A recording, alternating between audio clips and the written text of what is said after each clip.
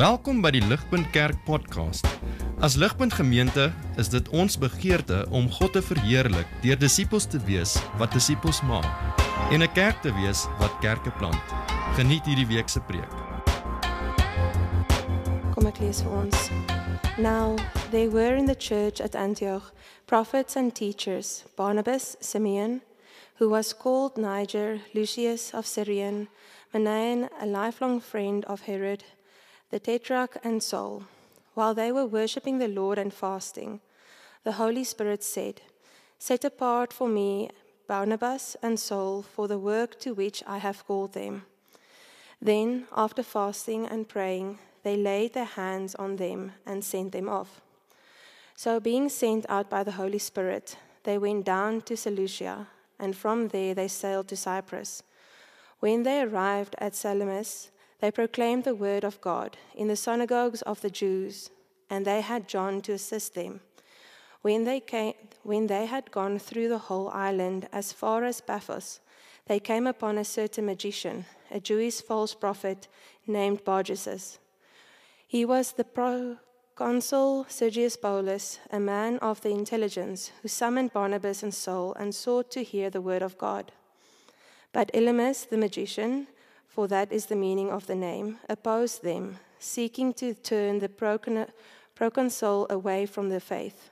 But Saul, who was also called Paul, filled with the Holy Spirit, looked intently at him and said, "You son of the devil, you enemy of the righteous, full of the deceit and villainy, will you not stop making crooked the straight paths of the Lord? And now behold, the hand of the Lord is upon you, and you will be blind and unable to see the sun for a time." Immediately mist and darkness fell upon him, and he went about seeking people to lead him by the hand. Then the proconsul believed when he saw what had occurred, for he was astonished at the teaching of the Lord. Now Paul and his companions set sail for Paphos and came to Perga and Pamphylia, and John left them and returned to Jerusalem. But they went on from Perga and came to Antioch and in Pisidia. And on the Sabbath day they went into synagogue and sat down. After the reading from the law and the prophets, the rulers of the synagogue sent a message to them, saying, "Brothers, if you have any word of encouragement for the people, say it." So Paul stood up and motioning with his hand said, "Men of Israel, and you who fear God, listen. The God of his people Israel chose our fathers and made the people great during their stay in the land of Egypt, and with uplifted arm he held them out of it. And for about 40 years he put up with them in the wilderness. And after destroying 7 nations in the land of Canaan, he gave them their land as an inheritance. Also this took about 450 years. After that, he gave them judges until Samuel the prophet. Then they asked for a king, and God gave them Saul, the son of Kish, a man of the tribe of Benjamin, for 40 years. And when he had removed him, he raised up David to be their king, of whom he testified and said, "I have found in David, the son of Jesse, a man after my heart, who will do all my will." Of this man's offspring God has brought to Israel a Savior, Jesus, as he promised. Before his coming, John had proclaimed in baptism of repentance to all the people of Israel. And as John was finishing his course, he said, "What do you suppose that I am? I am not he. No, but behold, after me one is coming, the sandals of whose feet I am not worthy to untie. Brothers, sons of the family of Abram, and those among you who fear God, to us has been sent the message of this salvation. For those who live in Jerusalem and their rulers, because they did not recognize him nor understand the utterances of the prophets, which are read every Sabbath, fulfilled them by condemning them. And though they found in him no guilt worthy of death, they asked Pilate to have him executed. And when they had carried out all that was written of him, they took him down from the tree and laid him in a tomb. But God raised him from the dead, and for many days he appeared to those who had come up with him from Galilee to Jerusalem. who are now his witnesses to the people. And we bring you to the good news that what God promised to our fathers. This he has fulfilled to us, their children, by raising Jesus, as also it is written in the 2nd Psalm, "You are my son, today I have begotten you." And as for the fact that he raised him from the dead, no more to return to corruption, he has spoken in this way, "I will give you the holy and sure blessings of David." Therefore, he says also in another psalm, "You will not let your Holy One see corruption." For David, after he had served the purposes of God in his own generation, fell asleep and was laid with his fathers and saw corruption. But he whom God raised up did not see corruption. Let it be known to you, therefore, brothers, that through this man forgiveness of sin is proclaimed to you, and by him everyone who believes is freed from everything from which you could not be freed by the law of Moses. Beware, therefore, lest what is said in the prophets should come about. Look, you scoffers, be astounded and perish, for I am doing a work in your days, a work that you will not believe, even if one tells it to you. As they went out, the people begged that these things might be told them the next Sabbath. And after the meeting of the synagogue broke up, many Jews and devout converts to Judaism followed Paul and Barnabas, who, as they spoke with them, urged them to continue in the grace of God. The next Sabbath, almost the whole city gathered to hear the word of the Lord. But when the Jews saw the crowds, they were filled with jealousy and began to contradict what was spoken by Paul, reviling him. And Paul and Barnabas spoke out boldly, saying, "It was necessary that the word of God be spoken first to you, since you thrust it aside and judge yourselves unworthy of eternal life. Behold, we are turning to the Gentiles. For so the Lord has commanded us, saying, I have made you a light for the Gentiles, that you may bring salvation to the ends of the earth." And when the Gentiles heard this, they began rejoicing and glorifying the word of the Lord. And as many as were appointed to eternal life believed. And the word of the Lord was spreading throughout the whole region. But the Jews incited the devout, women of high standing, and the leading men of the city, stirred up persecution against Paul and Barnabas, and drove them out of their district. But they shook up the dust from their feet against them and went to Iconium. And the disciples were filled with joy and with the Holy Spirit. This is the word of the God. Handelinge gaan oor die bou van die kerk deur die krag van die Heilige Gees. Jan het naasweek genoem, maar dit is Handelinge. Maar saam met dit is Handelinge 'n action-packed boek met stories van crazy goed wat gebeur en die apostels en disippels wat crazy goed doen en ek dink ons kan baie keer vir onsself sê, "Sjoe, as dit is wat hulle doen en ek nie naaste by dit doen of kan doen nie, is ek regtig goed genoeg of is ek dalk regtig 'n Christen?" Of ons kan kyk na dit en dink, is 2000 jaar terug, dit maak nie regtig saak nie, ons is anderste, ons tydperk is anderste, dit is nie regtig relevant op ons vandag nie. En ek dink altyd daai pole is baie gevaarlik. En so ek wil hê ons moet bietjie in die middel kan kom vanaand, deur te sien dat ons moet wel gechallenged word deur die teks, maar ons moet rus in wat waar is van ons. En so voor ons begin, wil ek regtig jou uitnooi om saam met my te hoor, dat wanneer jy glo in Jesus as die Seun van God, dan is vers 38 van ons teks vanaand waar van jou. Ek weet nie of jy Bybel by jou het nie, of jy foon, maar kan gerus die teks oopmaak. Vers 38 sê, "Let it be known to you therefore, brothers, that through this man, Jesus, forgiveness of sins is proclaimed to you, and by him everyone who believes is freed from everything from which you could not be freed by the law of Moses."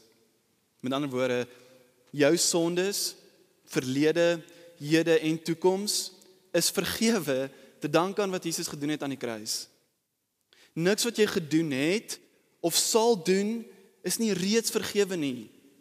En niks wat jy gedoen het of sal doen sal op een of ander manier jou vergifnis of verlossing kan wegvat van wat jy gekry het in Jesus nie. Jy is vry in hom en hierdie is waar van jou. Maak nie saak wat nie, niks kan dit verander nie. En so met die wete dat dit waar is van jou en in die vryheid van verlossing gaan ons teks ons vanaand challenge. Maar is vanuit 'n plek van vrede, vanuit 'n plek van verlossing, nie vanuit 'n plek van skuld nie. En so ek weet ons baie gebid, maar ek wil vra, vat 'n oomblik saam met my. En ek wil bid, vra dat die Gees nou sal werk in jou hart. En vra dat die woord met jou sal praat vanaand. Want dit is so maklik om te kom en iets te hoor en nie te dink is van toepassing op jou nie. En so ek wil vra, kom ons vat 'n oomblik en vra dat hierdie woord spesifiek met jou sal praat vanaand. Kom ons vat 5 sekondes.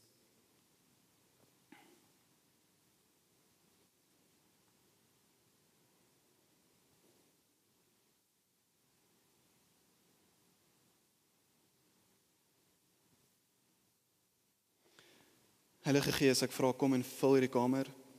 Ek vra kom vul elkeen se hart vanaand. En kom gebruik die woord om kragtig te penetreer in harte vanaand. Here, mag ons die woord hoor vanaand en nie onveranderd hier wegloop nie. Mag ons dit vat en waar maak van ons lewe. Ek bid dit in Jesus Christus se naam. Amen. So in die eerste helfte van die 20ste eeu, so rukkie terug, was daar 'n gebied in die noorde van Sydney, Australië, wat 'n baie bekende plek was vir surfing, maar ook vir baie sterk strome. En so het baie mense gesurf daar en op 'n dag het 'n jong seun verdrink in hierdie sterk strome. En dit het die nood opgebring vir die locals om 'n surfklub te begin, wat sal surfers kry of mense van die community sal kry om beurte te maak, om die strand te patrolleer, sodat daar nie weer iemand sal verdrink in hierdie strome nie. En so daar's 'n actual club, hier is 'n ware verhaal, gestig met die naam Freshwater Surf Life Saving Club, ek weet dit is 'n lang naam. En die doel van die klub was om mense te red. En so hierdie klub het baie populêr geraak en die gemeenskap het die doel van hierdie klub gesien, hulle het gedink daar is 'n nood vir dit, maar soos hierdie klub populêr geraak het, het dit ook 'n social life aangeneem. So ons 'n clubhouse gestig en hulle het op Woensdae bingo gedoen en op Saterdae was daar danspartytjies en hierdie ding het net gegroei en sodoende dat hulle die eerste klub moes afbreek en nog 'n klub moes bou wat groter sal wees. En so dit was baie populêr geweest onder die mense. Maar daar was 'n klein probleem. Mense was baie eager en baie vinnig om te help by die socials en daar betrokke te wees, maar die klub het baie gesukkel om die rooster vol te maak vir mense wat moes patrolleer op die strand en actually kyk vir mense wat verdrink. Maar hierdie het aangegaan vir 'n rukkie, tot op 'n dag waar daar weer iemand reg voor die klub in die water verdrink het. En hierdie mense wat hierdie plek begin het besef wel daar's 'n probleem, want die doel van die klub is actually vergete. Die doel van die klub was om mense te red. Hier is 'n ware verhaal, en ek dink dit is baie waar van die kerk vandag. Handelinge 1 vers 8, ek dink julle het al so baie gehoor, is Jesus se heel laaste woorde voor hy opgaan. En hy sê, you will receive power when the Holy Spirit has come upon you, and you will be my witnesses in Jerusalem and in all Judea, Samaria and to the ends of the earth. Hierdie was die boodskap vir die disippels en vir die vroeë kerk, maar die eindtoeke van die wêreld is nie bereik in Handelinge nie. Wat beteken hierdie boodskap leef aan vir ons as kerk vandag? Met ander woorde, as jy jouself 'n disipel van Jesus noem, is hierdie bevel waar van jou, dat jy geroep is om Jesus se getuie te wees tot op die eindhoeke van hierdie wêreld en sodat jy Jesus se koninkryk sal bou op aarde. Jesus maak dit baie duidelik. Hy wil hê sy mense, sy disipels, sy kerk moet getuig van hom en sy koninkryk bou sodat mense tot 'n reddende geloof in hom kan kom. Dis die doel van die kerk. En dis die doel van jou lewe hier vanaand as jy jouself 'n disipel van Jesus noem. En so Handelinge 13 gaan vanaand vir ons wys op 'n praktiese en 'n challenging manier, hoe kan ons vandag God se koninkryk bou? En so Handelinge 13, julle is meer bekend met die reeks seker as ek, maar die spotlight beweeg weg van Petrus na Paulus toe.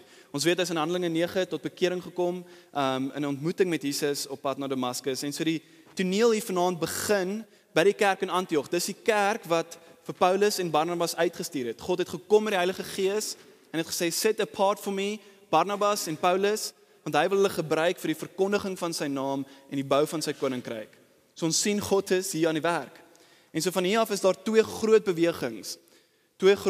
Die eerste een, as ons kyk na beide van hierdie bewegings, gaan ons ook kyk by elkeen van hierdie bewegings, hoe het God sy koninkryk daar gebou?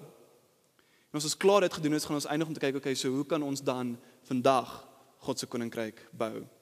Dus daar behoort 'n map op te kom, want as julle soos ek is ons geografie terrible, en so wanneer ons praat van al die fancy name, het ons nie idee wat aangaan nie. So kom ons begin by beweging 1. Julle sal sien Asië is daar, dis al die bekendste wat ons het.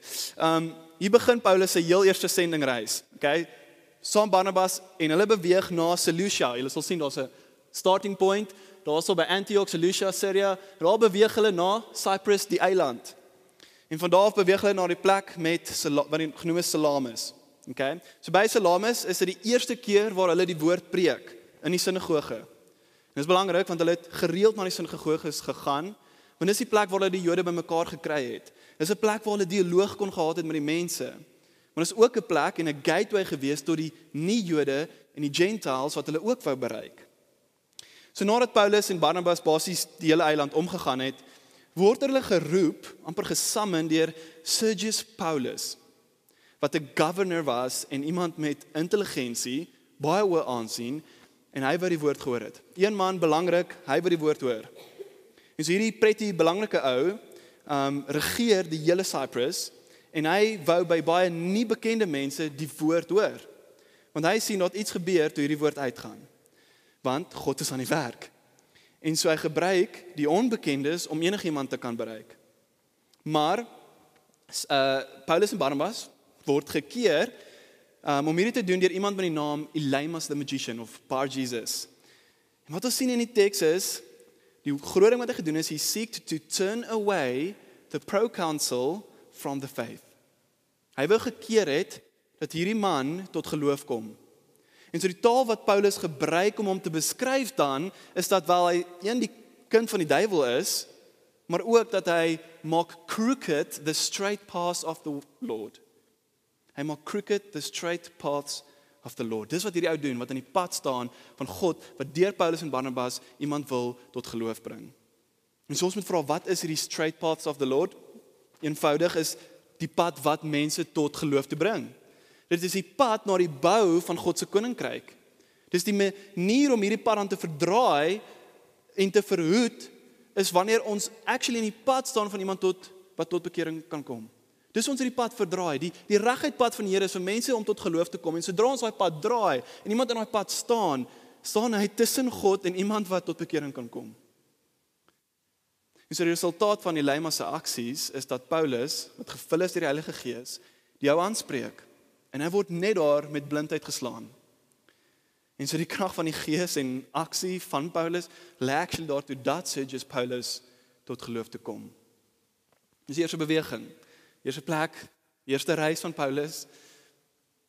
En so die manier hoe God sy koninkryk hier bou is wel redelik eenvoudig deur enigiets te doen om seker te maak mense kom tot geloof. God laat nie toe dat iemand in die pad staan wat hy wil hê tot geloof toe moet kom nie. En ons sien 'n bietjie van 'n patroon raak, doen ons nie. Laasweek het ons gesien hoe God Herodes doodgemaak het met 'n engel. Hierdie week sien ons hoe hy iemand blind maak. Want God bou sy koninkryk met sy mense, maak nie saak wat nie. Hy doen dit al vir eeue, hy doen dit nou, en hy sal dit doen vir eeue wat kom. Maar hy straf ook die wat in die pad staan van mense wat tot geloof kan kom. En ons moet dit sien. Selfs al gebruik God teenstand, selfs al gebruik oppositie, selfs al gebruik hy vervolging, hou hy nie daarvan nie. Hy wil hê mense moet tot geloof te kom. So hy dink nie dis cool as mense in die pad staan van iemand wat actually kan hoor van die naam van Jesus nie. En so hierdie is ons sien die koninkryk van God gebou word hier, is deur 'n God wat betrokke is, wat intree, wat beheer het. Hierdie God, ons God, is nooit in maintenance of cruise mode nie. Hy stuur, hy jaag na, hy soek en hy red. God bou sy koninkryk. Kom ons beweeg aan na die tweede beweging. Hulle kan weer saam kyk na die kaart. Hulle gaan nou weg van die eiland af en hulle vaar met 'n bootjie oor na 'n gebied van Pamphylia, maar hulle beweeg vinnig van daar af na 'n gebied met die naam Pisidia en 'n plek wat ook die naam Antioch het. Dis nie dieselfde Antioch as die beginpunt nie, soos jy kan sien, daar's twee en dit kan confusing raak. So dis 'n ander Antioch in die binneland. En so hulle beweeg soontoe. En John, wat ook Mark genoem was, het ons gesien het wel teruggekeer na Jerusalem. Ons weet nie presies hoekom nie. Daar's baie spekulasies. Ek gaan nie in dit ingaan nie. Maar ons sien dat soos hulle weer kom by die sinagoge, word daar gevra na 'n waarskynlike preek of so, of iemand nog 'n woord van bemoediging wil gee. En soos ons Paulus gaan leer ken, sien ons hierso een van sy karaktereienskappe. Hy gaan nie 'n geleentheid om God se woord te preek laat gaan nie. En so hy steek sy hand op en hy trek los met sy eerste preek waarvan ons weet. En so kom ons kyk bietjie na hierdie boodskap, hierdie ongelooflike boodskap wat Paulus gee. Gaan nie te lank ingaan nie, dis 'n baie lang teks. Ek wil hê ons moet die grip kry op wat hy actually wou doen. En so Paulus het gepreek vir mense wat reeds 'n bietjie van 'n agtergrond het met die Ou Testament. Dit is belangrik want Paulus doen dit nie altyd nie. En letterlik die volgende hoofstuk gaan hy preek met mense wat glad nie die Bybel ken nie, so hy moes 'n hele ander approach vat. Maar hierso weet hy die mense het so 'n bietjie van verstaan of at least ken dalk die Ou Testament. En so hy begin hierso en hy doen amper dieselfde as wat Stefanus doen en hy gaan in die geskiedenis, maar hy het 'n anderste doel as wat Stefanus gehad het met sy preek vroeër in Handelinge. Paulus wil wys hoe God van die begin van die wêreld 'n plan gehad het om alles te laat klimaks in die koms van Jesus. Dis sy doel, dis Paulus se doel. In ander woorde, Paulus wys hoe God gewerk het met Israel in Egipte. Hoe God werk in sy redding van Israel uit Egipte. Hoe God werk in sy verowering van Kanaan. Hoe God werk in die tydperk van al die rigters en hoe God gewerk het gedurende die tyd van Israel se eerste 2 konings, Saul en Dawid. Van hier af spring Paulus om te wys hoe God Jesus die verlosser gestuur het, wat gekom het uit die nageslag van Dawid en alle Joodse hoop vervul het. Paulus gaan dan verder en hy wil verdedig dat Jesus inderdaad die beloofde verlosser is. En so hy wys vanuit die Ou Testament en met Johannes die Doper wat Jesus vooruitgegaan het om te wys dat die dood van Christus is die vervulling van Ou Testament profeseë. En dan verdedig Paulus hierdie waarheid van Jesus en die opstanding van Jesus, dat God wat Jesus uit die dood opgewek het, is 'n werklike gebeurtenis. Dit het actually gebeur. Hulle moet weet hierdie is waar. Dis nie net 'n myth of 'n legend wat omgegaan het nie. En so Paulus wys dan na die ongelooflike geskenk wat Jesus bring deur sy dood en opstanding, naamlik vergifnis van sonde en regverdigmaking deur geloof. En hierdie is beskikbaar vir elkeen van ons. As dit nog nie reeds is nie, is dit 'n uitnodiging vir jou om hierdie te vat. Hierdie is wat Paulus vir jou sê, hierdie is beskikbaar vir jou in Jesus, in wie als gekom het om te klimaks. Hy gee vir jou vergifnis van sonde en regverdigmaking deur geloof wanneer jy glo in hom. En Paulus eindig hierdie boodskap met nogals 'n waarskuwing om te sê, daar is oordeel wat wag op die wat die boodskap van Jesus se verlossing verwerp. Daar is oordeel wat wag. So glo hierdie en vat dit. Die uitwerking van Paulus se boodskap het 2 gevolge. Die eerste een, mense rejoice. Mense prys God en hulle ontvang ewige lewe, want dis wat gebeur as mense glo in Jesus die Seun van God. Hulle is vol van vreugde. En hulle wil net nog hê, so hulle wil actually hê, hulle moet terugkom die volgende Sondag. Is jy vol van vreugde? Want Jesus is jou verlosser. Hierdie is wat ons sien in die teks, hierdie is die gevolg van mense wat tot bekering gekom het. Die tweede uitwerking is, kind of no surprise, maar hulle word weer teengestaan. Die Jode dryf Paulus en Barnabas weg. Maar die laaste vers wys dat eintlik is dit nie so goeie, suksesvolle plan van hulle nie, want the disciples, aan die einde van ons teks, were filled with joy and with the Holy Spirit. So die mense het reeds die Heilige Gees ontvang en was vol van vreugde. So Paulus en Barnabas was soos, okay, julle kan ons maar wegstuur, ons gaan in elk geval nog klomp ander plekke die woord gaan preek. Hierdie mense het God se woord gehoor en tot bekering gekom. En so hoe bou God die koninkryk in die tweede beweging? Eerstens, hy gebruik Paulus. Hy gebruik 'n mens. Maar hy gebruik veral die boodskap. En soos ons moet sien wat Paulus se boodskap doen. Dit doen 2 dinge. Dit interpreteer die woord in so 'n manier dat God gewys word as die een wat absoluut in beheer is. 16 keer in hierdie boodskap wys Paulus dat God die outeur in geskiedenis is. Wens ek kon dit aanpak, ek wens ek kon elke ding weer uitwys. Gaan lees die teks, 16 keer praat Paulus van God wat aan die werk is. Hy skryf die storie, niemand anders nie. Die tweede ding wat Paulus se boodskap doen, is deur te wys hoe ongelooflik Jesus is. Dat in God se soewereine storie, die storie wat hy skryf waarin hy in beheer is, was Jesus altyd die hoofkarakter. Alles in die geskiedenis voor Jesus was beplan met die oog op die koms van Jesus, sy dood en opstanding wat verlossing bewerkstellig het. En alles na Jesus is nog steeds deel van God se soewereine plan om mense te verlos deur wat Jesus gedoen het, dan ook te finaal te verlos wanneer Jesus sal terugkom. Sien ons dat alles vind vervulling in Jesus? Met ander woorde, die koninkryk van God word gebou hierso en mense kom tot bekering wanneer hulle besef en erken dat God eersins die outeur is van 'n storie met 'n verlossingsverhaal. En die een wat verlos is Jesus, die hoofakteur, en alles vind vervulling in hom. En niemand anders se storie maak saak as dit nie in lyn is met God se storie nie. Wanneer hulle hierdie besef, wanneer mense hierdie vat en sien wie Jesus is en dat God se verlossingsverhaal vervulling vind in Jesus en hulle glo in dit, dan kom hulle tot bekering. Wanneer mense dit sien, dan kom hulle tot bekering. Dis hoe God sy koninkryk bou.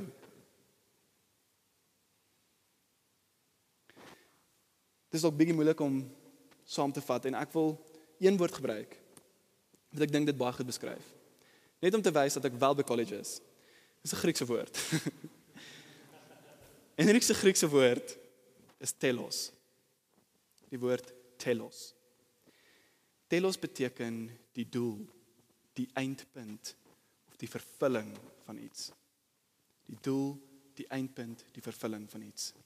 En wat Paulus vir ons hierop wys, is dat Jesus die telos is van die hele skepping. Dis wat hy kom wys. Alles in die geskiedenis, of in die hede, of in die toekoms, wys na Jesus as verlosser. Hy gee betekenis aan alles. En so kyk saam na die prent. Dis 'n prent wat ek gesteel het uit een van my lectures. So ek het dit nie gemaak nie, dit sal cool wees. Hierdie prent wys ons op 'n praktiese manier hoe van die skepping af, Adam en Eva, met die val, met Exodus, met die koms van die eerste koning, met die koninkryke wat split, met Jesus wat uiteindelik kom, alles wat daar gebeur, vind vervulling in Jesus. Alles wys na hom. Alles wys na Jesus se lewe, dood en opstanding. En dan, in daai gedeelte na die kruis, dis waar ons is. In daai spanning waar ons wag vir Jesus om terug te kom in die alreeds nog nie plek. Net daar waar ons nou is, wys alles nog steeds na Jesus. En selfs wanneer hy kom, wys alles nog steeds na hom. Hy bly die hoofakteur. Jesus is die telos van die hele skepping. Hy is die telos van God se hele verhaal. Alles wys na hom en hy gee betekenis aan alles. En so dis ons teks, in kort. Ek weet daar's baie meer. Maar ons het nie 'n tyd vir alles nie. Maar dis die teks. En so nou kan ons vra, as God sy kerk gebou het, op hierdie manier soos ons net in teks, hoe kan God dan sy koninkryk bou vandag met ons wat hier sit? Ek wil graag begin met te sê, vertel almal van Jesus. Doen wat Paulus en Petrus gedoen het. Of Paulus en Barnabas. Maar ek dink nie is so eenvoudig nie. Ek dink ons moet dieper gaan. Ek dink ons moet eers na ons eie harte kyk. Voor ons kan begin om te dink aan die koninkryk bou en ander tot geloof te wil bring, moet ons vra, erken ek God as die outeur van lewe? En is Jesus die telos van my lewe? Is Jesus die doel, die eindpunt van my lewe? As jy die een is wat jou eie storie skryf en self besluit waarna toe jou lewe gaan, jy besluit, jy maak jou planne en net dink aan hoe om jou koninkryk hier op aarde te bou, dan is Jesus nie die telos van jou lewe nie. Hy is nie die doel van jou lewe nie. En ek wil jou vra, bekeer daarvan. Bekeer daarvan om die pen as te ware te wil vashou, om jou eie storie te wil uitskryf. En erken God as die outeur.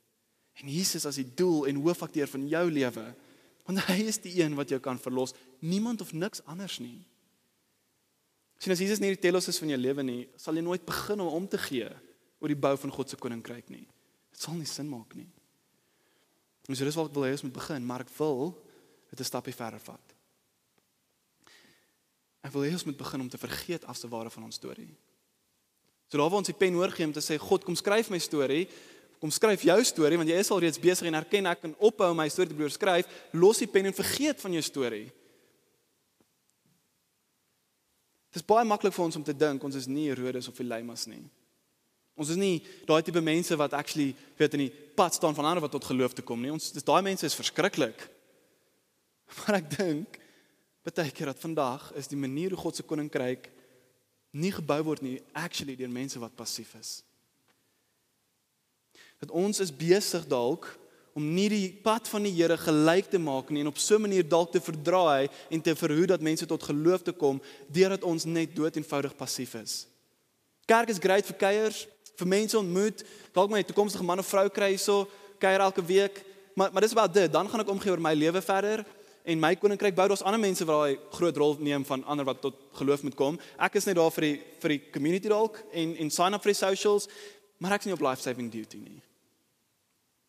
Ek is nie op die uitkyk vir mense wat om my verdrink nie. Ons kan so gemaklik raak, en Stefan het genoem, ons kan so gemaklik raak in ons weeklikse rotine. En wat ons kry by kerk, dat ons eintlik passief is, en dat dit eintlik die pad van die Here verdraai, en verhoed dat mense tot geloof toe kom. En julle, hierdie is nie 'n nuwe probleem nie. Hierdie is eintlik 'n ou probleem. Selfs met Petrus.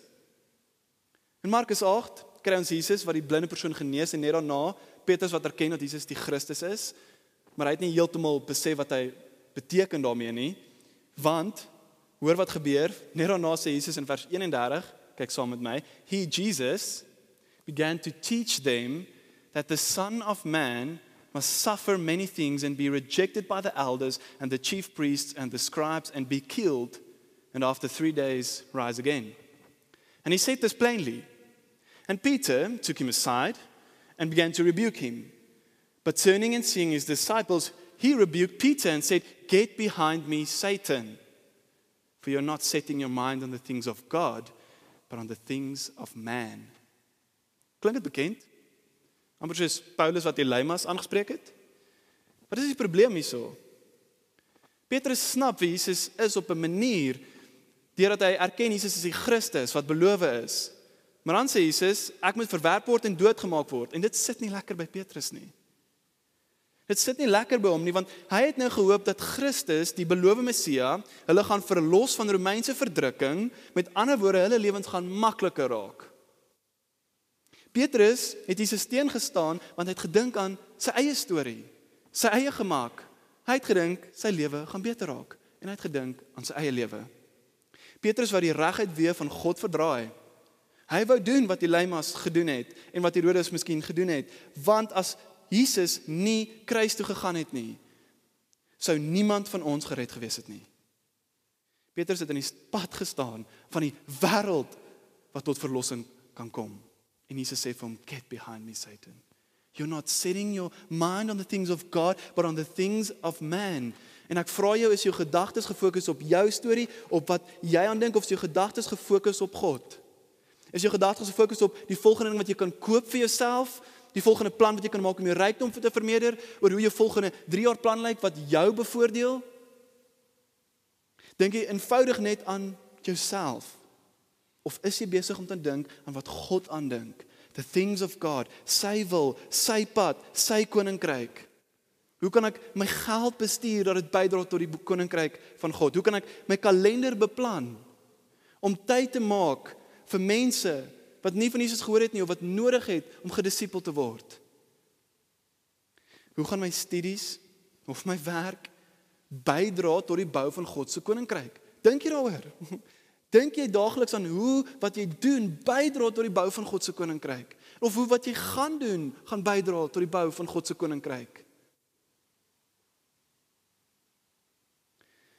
Hoe kan my huwelik getuig van Jesus, sodat mense God raak sien in my huwelik en dit sy koninkryk bou? Hoe dink ek oor my verhoudings en ander op so 'n manier dat God verheerlik kan word? Wat is God se wil vir my lewe? Julle, hier is nie maklik nie. Ek erken, dis nie maklik nie. Maar Jesus het nooit gesê dit gaan maklik wees nie. Net na Petrus se insident, hoor wat sê hy? Calling the crowd to him with his disciples. Hy roep almal, he said to them, "If anyone would come after me, let him deny himself and take up his cross." Laat hy sy storie vergeet. And take up his cross and follow me. For whoever would save his life will lose it. But whoever loses his life for my sake and the gospel's, vir die koninkryk, will save it. For what does it profit a man to gain the whole world and forfeit his soul? Wat help dit jou as jy voor God staan en jy sê, kyk my rykdom, Kyk wat het ek gedoen op aarde. Kyk hoe het ek my koninkryk gebou, maar jy verloor jou siel. For what can a man give in return for his soul? Forever is ashamed of me and of my words in this adulterous and sinful generation. Of him will the Son of Man also be ashamed when he comes in the glory of his Father with the holy angels. Ons moet gemak verwyder. En ons doen dit deur ons kruis op te tel en Jesus te volg. Wat beteken ons vergeet van ons eie storie. En ons dink aan hoe ons kan deel vorm van God se storie. Want dan sal ons sy koninkryk bou. En so ek is amper klaar. Ons kan nou gaan en sê, wel, vertel maar van Jesus. Maak jou lewe tel, bou God se koninkryk. Ek dink nie ek's verkeerd om te sê, ons kyk na Pretoria as Christene, ons kyk na Suid-Afrika en ons voel so 'n bietjie hopeloos nie. Dis baie wat verkeerd gaan, dis baie wat waarskynlik nog gaan verkeerd gaan. Die statistieke lyk nie great nie, en ons verloor so 'n bietjie hoop, en ons dink dalk, om Johan te quote van laasweek, dat God dalk so 'n bietjie die bal gefumble het, hier in Pretoria of Suid-Afrika. En ek wil vir ons sê dat as ons so dink, wat Christen is, hoeveel te meer dink nie Christene so? Hoeveel te meer dink mense wat nie God ken nie, dat wel daar nie hoop is vir hierdie land nie, of hulle lewens nie, of daar nie betekenis vir hulle is nie. Besef julle vanaand dat ons sit met die goeie nuus en die hoop wat duisende mense wat tans verdrink kan red. Die boodskap dat die skepper van die heelal nie onaktief is nie, maar absoluut in beheer is met elke dag hierso, met elke kragonderbreking, met elke korrupsie. God is in beheer. En hy's besig met sy storie, met sy verhaal om mense te red. Hy het nie opgehou nie, hy's nie onaktief nie. Wanneer ons dit glo en vir mense kan vat, kry hulle hoop. Ons kan hoop gee vir die hopeloses. Daar is 'n God wat in beheer is en jy kan deel vorm van sy storie. Wanneer jy glo in sy hoofakteur Jesus, wat jou kan red. Die boodskap dat in Jesus die telos, die begeerte van die eeue vervul is, en dat ons kan glo in hierdie Jesus, gee hoop aan die hopeloses. Julle, die plan van die skepper is aktief. En elkeen van ons kan betekenis vind, en elkeen daar buite kan betekenis vind, deur deel te vorm van hierdie skepper se plan. Dit gee vir ons sekuriteit, wat deur die sterkste storms nie vernietig kan word nie. En dit gee vreugde in die middel van enige storm. En so ek vra ons, almal hier, Ligpunt, Jesus kom terug. En die wat nie in hom glo nie, gaan onder God se oordeel staan. Dis 'n feit. Ons moet gaan en hierdie boodskap kommunikeer. Ons moet getuig van Jesus. Jy moet getuig van hom. Ek moet getuig van hom. En ek weet nie met wie jy in kontak is of waar jy beweeg in jou week nie, maar ek weet, daar is baie mense om jou wat nie hierdie boodskap glo nie. Ek bely vir julle dat ek nie getuig van Jesus soos ek moet nie. En hierdie teks het my geruk.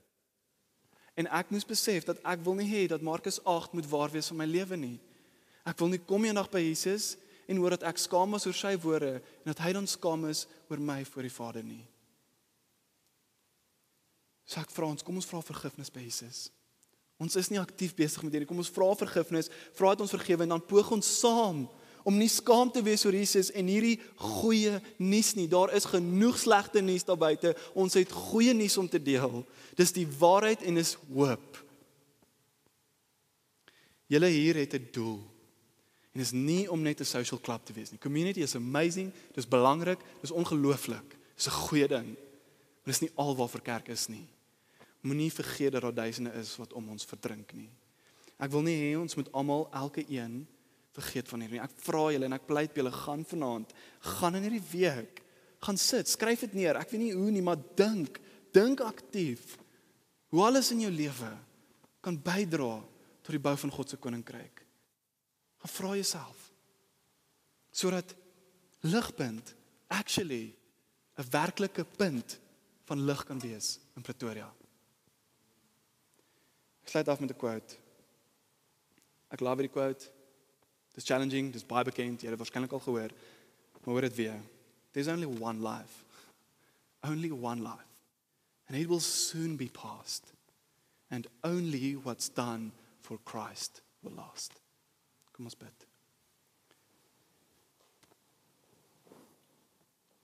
Almagtige Skepper, outeur van lewe, Ons kom na hier vanaand. En Here, ek bely en ek bly saam met die mense hier dat ons nie getuig van Jesus soos ons moet nie. Dat ons baie keer vergeet dat U die doel is en die doel moet wees van alles in ons lewens. En dat ons net ons eie planne maak oor hoe ons koninkryk kan bou. Maar ek vra, mag ons bekeer van dit, ek bekeer van dit, mag ons draai na U en die pen teruggee vir U, mag U ons storie skryf. Mag ons deel vorm van U storie waar Jesus die verlosser is, die een wat vir ons vergifnis gee en ons regverdig verklaar het. Mag ons daai boodskap van goeie nuus vat en vir die wêreld verkondig waar ook al ons gaan. Nie stil bly oor U nie. Nie skaam wees oor hierdie goeie nuus nie. Here, ek bly dit by U. Mag Jesus altyd die telos wees van ons lewe. Mag ons hom verkondig as die telos van elkeen se lewe daar buite. Spirit in die grootte God, Skepper van die heelal se naam. Amen.